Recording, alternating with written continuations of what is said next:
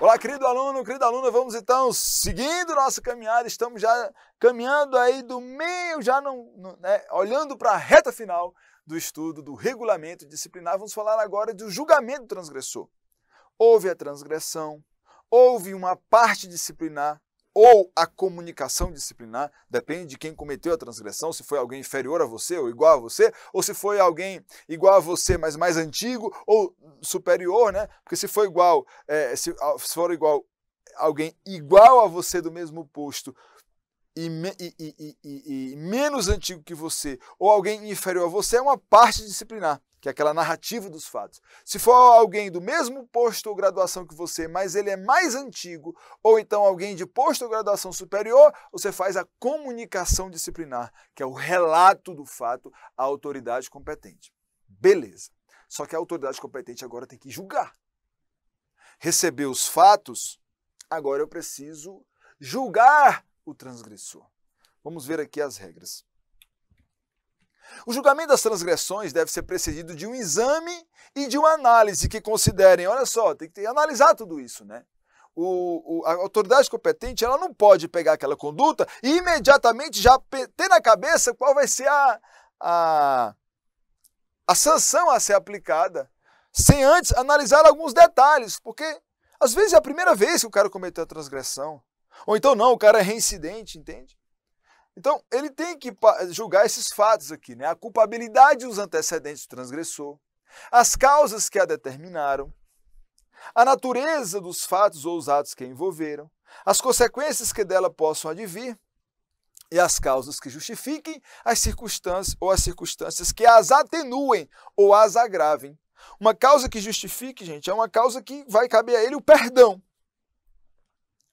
Se ele cometeu a transgressão dentro das causas de justificação, é possível que ele seja perdoado. Se há circunstâncias que atenuam aquele acometimento da transgressão, aí a pena vai ser mais branda. E se ele tiver cometido a transgressão num ambiente de circunstâncias que possam agravá-la, aí vai ter a pena mais rigorosa. Ok? Ok. Então isso aqui é para justamente dar um quê de discricionariedade à autoridade competente, para que ela possa fazer uma calibragem daquilo que ela vai, né, da pena que ela vai aplicar, tá?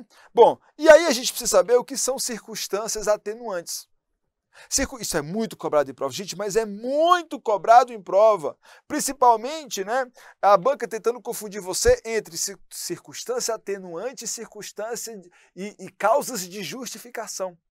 Porque elas podem se confundir. Você pode pensar que uma causa de justificação é uma circunstância atenuante ou vice-versa. As agravantes não dá para confundir muito não, mas essas aqui presta muita atenção, muito cobrado em prova. Olha só, são circunstâncias atenuantes porque elas atenuam a aplicação da pena, aliviam a aplicação da pena. É você ter cometido a transgressão sobre uma dessas circunstâncias. Quais? Está no comportamento bom, ótimo, excepcional. Relevância de serviços prestados, comprovados mediante condecorações, medalhas, títulos, elogios individuais e outras disposições. Falta de prática no serviço são circunstâncias que atenuam a aplicação da pena. Também atenua a aplicação da pena ter o transgressor cometido o ato de disciplina por motivo de relevante valor social ou moral. Por ter o transgressor procurado, por sua espontânea vontade e com eficiência, logo após o ato de disciplina, evitar ou diminuir as suas consequências. Ou ter, antes da solução da parte ou sindicância, reparado o dano. Aliviou, né, a barra dele. Ou então ter o transgressor cometido a transgressão sob coação a que podia resistir, ou sob a influência de violenta emoção, provocada por ato injusto de terceiro. Então são situações que, se comprovadas quando da análise dos fatos, elas vão atenuar a aplicação da pena, tá? Também ter o transgressor, vai ter a circunstância atenuante, ter o transgressor confessado espontaneamente perante a autoridade policial militar competente a autoria da transgressão ignorada ou imputada a outrem. Ter mais de 70 anos de idade na data do fato são circunstâncias também que atenuam, tá? Beleza. E o contrário das circunstâncias atenuantes são as circunstâncias agravantes. Se você comete uma transgressão em uma das circunstâncias, sob uma das circunstâncias que nós vamos ver agora, aí, ao invés de aliviar, aí nós vamos ter uma complicação na aplicação da pena, né? Então, são circunstâncias agravantes, comportamento mau ou insuficiente, ou seja, você já estava no comportamento mau ou insuficiente e praticou mais uma transgressão. A prática ou conexão de duas ou mais transgressões, reincidência de transgressão, ter o conluio de duas ou mais pessoas no cometimento da transgressão, a embriaguez alcoólica pré-ordenada, induzimento de outrem à coautoria, ter abusado o transgressor de sua autoridade hierárquica, ser praticada a transgressão com premeditação, em presença de tropa ou de público, em presença de subordinado, durante a execução do serviço, fora do quartel, estando o transgressor fardado, ele vai e comete a transgressão. Quando ela foi praticada para facilitar ou executar ou assegurar a execução, a ocultação, a impunidade ou vantagem de outro ato de indisciplina, mediante dissimulação ou outro recurso que dificulte a identificação de autoria. Gente, vocês precisam memorizar.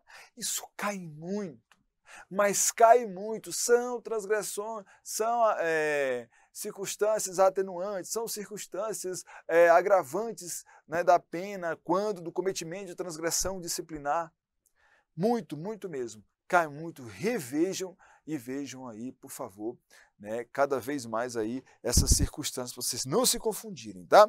Beleza. E aí, para efeito de reincidência e agravamento da punição, não prevalece a transgressão anterior se entre a data do cumprimento da punição a ela inerente e o ato de disciplina posterior tiver decorrido período de tempo superior a 5 anos. Entendi? Foi nada, professor. Cara, professor, assim, ó, você cometeu uma transgressão, vamos lá, em 5/10/2010. Houve o processo, houve o julgamento, e aí, vamos supor aqui, em 5/11/2010, você começa a cumprir a pena aplicada, a sanção aplicada. 2010. Passados aí 4 anos, 2014, outra transgressão.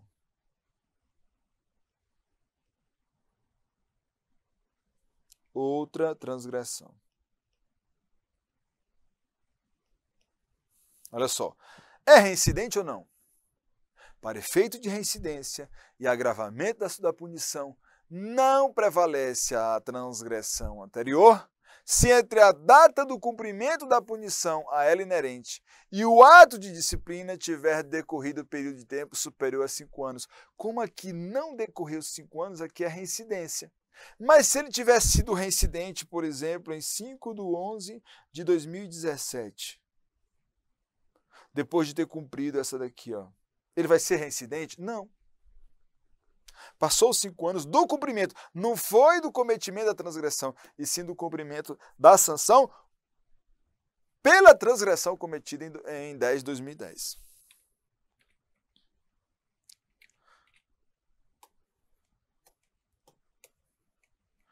Bom, e aí falta a gente falar das causas de justificação. O que é causa de justificação, gente? E aí é onde a porca torce o rabo. Por quê, professor? Onde é que a porca torce o rabo? Por quê? Porque aí é onde a banca vai tentar te enrolar.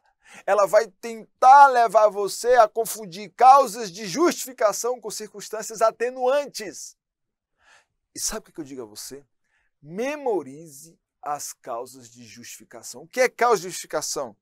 São circunstâncias que o crime sendo cometido sob essas circunstâncias vai levar o cara a ser perdoado pela transgressão cometida. Nem pena ele vai receber. Tá certo? Vamos lá então. São causas de justificação, ou seja, que justificam você ter cometido aquela transgressão, ter sido cometida a transgressão na prática de ação meritória, no interesse do serviço ou da ordem pública, em legítima defesa própria ou de outrem, sob coação irresistível, ou seja, lá na atenuante é aquela coação que ele poderia resistir, Aqui é sob coação irresistível ou em obediência à ordem não manifestamente ilegal de superior hierárquico. Você obedeceu uma ordem e por isso se lascou, cometeu uma transgressão. Pode ser assim uma causa de justificação. Também uma causa de justificação é ter cometido a transgressão, pelo uso imperativo de força necessária a fim de compelir subordinado a cumprir rigorosamente o seu dever. No caso de perigo, necessidade urgente, calamidade pública e manutenção da ordem e disciplina. Como assim, professor? Você estava numa necessidade muito urgente. O teu subordinado não queria atuar, não queria cumprir o papel dele. E aí você teve que imprimir a este cara a força necessária para que ele cumprisse aquela ordem. Certamente você excedeu. Mas era uma situação aqui. Era um caso de necessidade urgente ou de calamidade pública. Era preciso tomar providência. O teu subordinado não estava querendo tomar. Vai sim à força. Ele pode até te acusar, mas aqui é uma causa de justificação.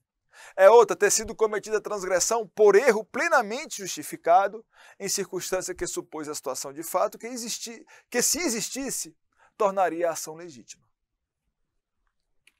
E atenção, não há isenção de punição disciplinar quando tal erro, este erro aqui, deriva de culpa do transgressor. Veja, a transgressão é cometida por erro plenamente justificado em circunstância que supôs situação que, se essa situação existisse, a ação dele seria legítima, mas não existiu e você errou. Se não errou por culpa, é causa de justificação. E aí será isento de punição disciplinar, ok? Olha outra. Ter sido cometida a transgressão para livrar de perigo atual ou iminente. Livrar de perigo atual ou iminente, direito próprio ou alheio, cujo sacrifício nas circunstâncias não era razoável exigisse e não havia outro modo de fazê-lo. Foi o jeito. Eu tive que transgredir porque eu estava correndo perigo, ou outra pessoa estava correndo perigo. Tá? E aí, claro que em qualquer das hipóteses, o agente responderá pelos excessos praticados. E não haverá punição.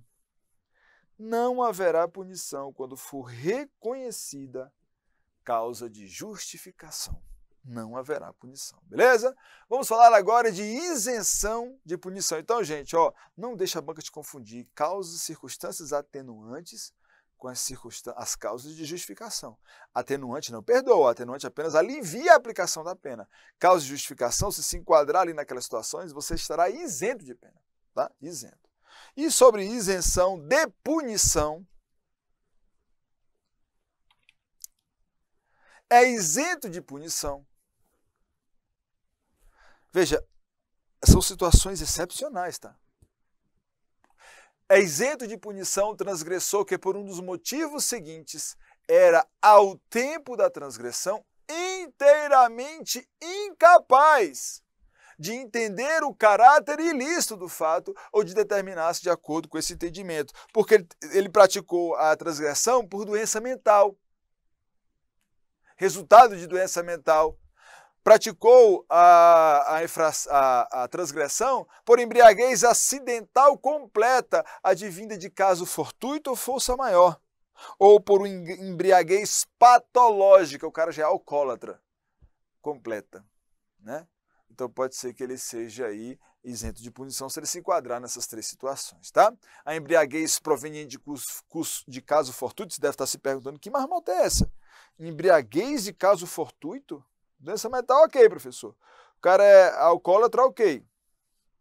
Mas embriaguez acidental completa, advinda de caso fortuito, força maior. Olha, a embriaguez proveniente de caso fortuito é aquele em que a gente não tem conhecimento. Sabe o Boa Noite Cinderela? Né? Sabe, o cara foi drogado, sei lá, tomou um negócio que não percebeu. A embriaguez proveniente de caso fortuito é aquela em que o agente não tem conhecimento do efeito da substância que está ingerindo, ou quando ignora a condição própria, de modo a embriagar-se quando ingere substância que contém álcool ou substância de efeitos análogos. E aí vai e comete a transgressão sobre esse efeito. Já a embriaguez proveniente de força maior é a que resulta de situação fática em que o agente se vê em situação em que é obrigado a beber substâncias de teor alcoólico. Né? Nesses casos aí, o transgressor da disciplina, quando a situação de fato o exigir, será submetido a pedido da autoridade julgadora a exames médicos por junta competente ou exames periciais complementares.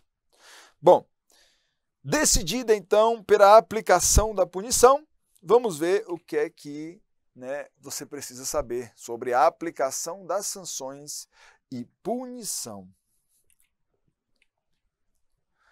A aplicação da sanção, da punição, corresponde a uma declaração sumária. Agora estamos chegando já na decisão pela aplicação da sanção. Já consideradas as situações atenuantes, as agravantes, as eventuais causas de justificação, beleza. Agora é hora de aplicar a punição, não é? A aplicação da punição compreende uma descrição sumária, clara e precisa dos fatos e circunstâncias que determinaram a transgressão. Chama-se enquadramento, gente. O enquadramento da punição é a decorrência da punição no boletim da organização policial militar. O que é o enquadramento? É a caracterização da transgressão, acrescida de outros detalhes relacionados com o comportamento do transgressor, cumprimento da punição ou justificação. Enquadramento de resultado final, né? No enquadramento são necessariamente mencionados a transgressão cometida, em termos precisos e sintéticos, a especificação dos artigos do regulamento que foram fruto aí da transgressão, os itens, artigos e parágrafos, as circunstâncias atenuantes e ou agravantes, causas de justificação ou isenção, a classificação da transgressão, a punição imposta, o local de cumprimento da punição, se for o caso, a classificação do comportamento militar em que a praça punida permaneça ou ingresse, a data do início do cumprimento da punição, se o punido tiver sido preso, na conformidade do artigo 12, a determinação para posterior cumprimento, se o punido estiver baixado ou afastado do serviço ou à disposição de outra autoridade, e o esclarecimento quanto ao uso do direito de defesa do punido. Então, o enquadramento é um outro documento que vai dar uma síntese, na verdade, um relato completo, não só mais da transgressão, mas da punição em si, das eventuais circunstâncias atenuantes, agravantes, causa de justificação, e também já vai dizer qual é a punição e como ele deve cumprir. A publicação em boletim é um ato administrativo que formaliza a aplicação da punição, sua justificação, se for o caso, ou até sua isenção. Lembra? Doença mental, embriaguez acidental, caso fortuito e força maior, ou a embriaguez patológica que vão causar. Olha, gente, justificar é diferente de estar isento. A justificação leva à isenção, mas eu preciso dizer qual foi a causa que levou à isenção. A isenção em si, ela vai acontecer também se o cara for doente mental, embriaguez acidental, ou então embriaguez patológica, Não deve ser emitidos comentários deprimentes ou ofensivos, sendo, porém, permitidos ensinamentos decorrentes, desde que não contenham alusões pessoais. As punições de repreensão, detenção e prisão devem ser publicadas em boletim da OPM, constar das alterações do punido e registradas em sua ficha disciplinar. A publicação da punição imposta a oficial ou a aspirante oficial, esses seres aqui mais importantes. A publicação da punição imposta a oficial, aspirante oficial, em princípio, deve ser feita em boletim reservado, podendo ser em boletim ostensivo, se as circunstâncias ou a natureza da transgressão assim o recomendarem. Ou seja, regra geral, a publicação de punição imposta ao oficial ou aspirante é boletim reservado. Isso significa dizer que a aplicação para as praças vai ser sempre em boletim ostensivo. Mas é possível que a publicação da punição imposta ao oficial ou aspirante oficial também possa ser em boletim ostensivo, se a circunstância ou a natureza da transgressão assim o recomendarem. Nenhum policial militar deve ser interrogado ou ouvido em estado de embriaguez ou sobre a situação de psicotrópicos. Nenhum policial militar deve ser interrogado ou ouvido em estado de embriaguez ou sobre a ação de psicotrópicos. A aplicação da punição deve obedecer os seguintes critérios. A punição deve ser proporcional à gravidade da transgressão. Agora aqui, né, está dando aqui umas regras sobre a aplicação da punição. Tá? Vamos lá.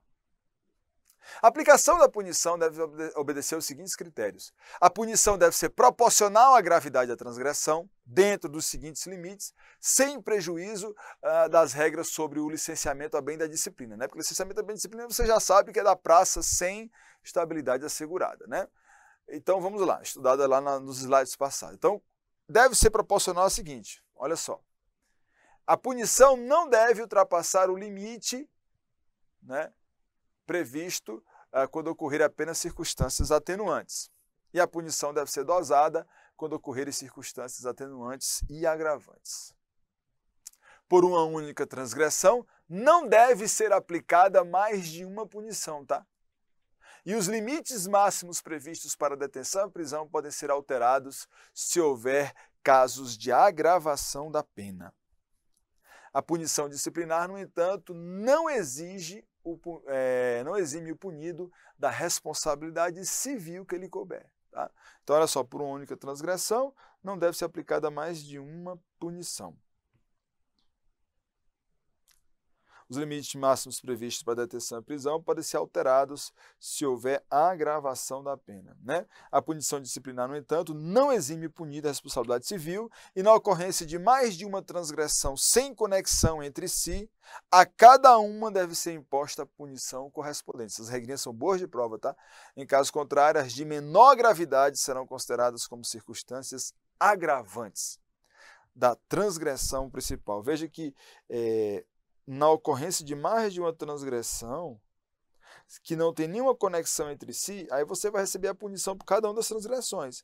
Agora, se você faz mais de uma transgressão e elas estão conexas entre si, aí as de menor gravidade serão consideradas agravantes da transgressão principal. Quando a simultaneidade de transgressões resultar de desígnios autônomos, a cada uma deve ser imposta a punição correspondente. Em caso de conexão, aplica-se-lhe a punição disciplinar correspondente à transgressão mais grave, né, sendo consideradas as demais como agravantes da principal. Sobrevindo sanção disciplinar de detenção ou de prisão, né, por fato posterior ao início do cumprimento da punição, face à unificação, desprezando para esse fim o período de punição já cumprido. Nessa hipótese, mesmo que da unificação resulte período superior, o punido só cumprirá o limite de 30 dias, que é o limite aí dessas penas, tá bom? O tempo máximo de detenção ou prisão antes da respectiva publicação em boletim interno da OPM não deve ultrapassar de 72 horas. Isso é aquela detenção ou punição antes de publicação no boletim interno. Não deve ultrapassar 72 horas. E aí, ó, os limites são esses aqui, gente. No caso de transgressões leves, advertência ou repreensão. Né? Isso que é o que a autoridade vai se basear quando ela for, então, aplicar, né, a penalidade, considerando tudo aquilo que a gente acabou de ver, as circunstâncias atenuantes, agravantes, aquelas coisas todas. Para transgressões leves, advertência ou repreensão. Para transgressões médias, 4 a 20 dias de detenção. Transgressões graves, 4 a 20 dias de prisão. E o limite não é de 30 dias, é de 20 dias. Esse limite aqui é quando houve a detenção ou prisão, você já está cumprindo uma transgressão que não prevê detenção e prisão, tá? Já está lá cumprindo, né? E aí, posteriormente, foi decidido que também teria que ter detenção ou prisão. Aí, neste caso, o limite será de 30 dias dessa unificação aí, tá? Mas o que vai cair em prova que é isso aqui, ó. A prisão, a detenção cautelar, aquela antes da publicação em boletim, não deve ultrapassar de 72 horas. Mas os prazos normais são esses. Isso aqui gosta de cair em prova. O cumprimento de punição disciplinar por policial militar afastado temporariamente do serviço ou em gozo de qualquer tipo de licença deve ocorrer após sua apresentação pronto a OPM, né? Então só começa a contar quando ele volta das suas férias, da sua licença. Somente para o cumprimento de punição resultante do cometimento de transgressão disciplinar classificada como grave, o policial militar, por determinação de uma daquelas autoridades, né, pode ter interrompido ou deixar de gozar na época prevista o período de férias a que tiver direito. Oi, Lucas, você está falando aqui que não tem mais BI na PMAL, temos o BGO. Eu acho que não atualizaram ainda o regimento, o regulamento nisso, né? Nós procuramos as atualizações do regulamento, não encontramos, né? E nós estamos com a versão, em tese, a versão legal mais atualizada possível, tá? Mas às vezes os termos mudam mesmo internamente, sem ter que mudar o próprio regulamento. Vou ler de novo aqui. Somente para o cumprimento de punição resultante do cometimento de transgressão grave é possível, pode ter, né, e por determinação da autoridade competente, pode ter o policial pode ter interrompido ou deixar mesmo de gozar na pena prevista o período de férias a que tiver direito. Então, nesse caso aqui, qual é a regra geral? Se você está afastado temporariamente do serviço por férias ou em gozo de qualquer licença, se espera você terminar para aplicar a punição. Mas no caso de transgressão grave, existe um afastamento que pode até ser que não precise esperar ele terminar, não. Ele pode ser interrompido, ou se você vai começar a gozar férias, deixe de gozar na época prevista. Para quê? Para ser aplicada a punição.